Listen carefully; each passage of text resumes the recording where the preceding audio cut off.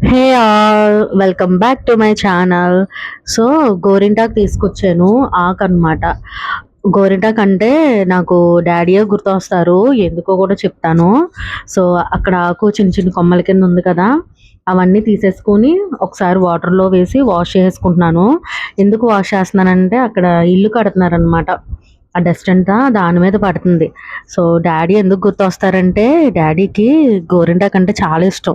Maximum ఎప్పుడు night భోంచేసాక అమ్మ పెడుతుంది, పెట్టేసాక చిన్న చీపురు పుల్ల ఒకటి తీసుకొని దాన్ని చాలా పర్ఫెక్ట్గా క్లీన్గా డ్రాప్ చేసుకుంటూ ఉంటాడనమాట.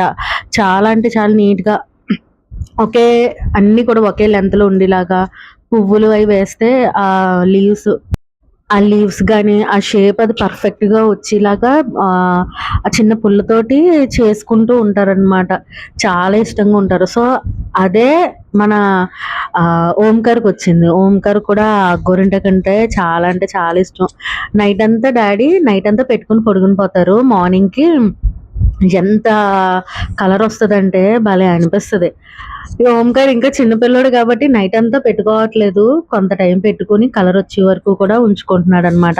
నాకదే ఎప్పుడు గోరింటాకు చూసినా నాకు డ్యాడీ గుర్తొస్తూ ఉంటారు. ఇంగో ఇక్కడ మాటల్లో గ్రైండ్ కూడా చేసేసాను. ఇది భలే కలరొస్తది. నేను అందులో చేత్తో పెట్టి తీస్తున్నానా, ఆ అంటుకున్న ఆ సెకండ్స్‌కే అది నా ఫింగర్స్ కలర్స్ మారిపోయిందనమాట. నేను చూపిస్తాను చూడండి అక్కడ. ఒకసారి వాష్ చేసుకుంటే కలర్ కనిపిచ్చేసింది. సో, నేనది ఓంకార్‌కి కూడా పెడతాను. వాడు స్కూల్లో ఉన్నాడు. వాడొచ్చాక వాడికి పెడతాను. వాడికి చాలా పండుద్దనమాట. ఈ చెట్టు భలే ఉంటది. ఒక్కొక్క చెట్టు ఒక్కొక్కలా ఉంటది కదా! సో, ఇదైతే చాలా కలరొస్తది. అంగో చూడండి. నాకిష్టం.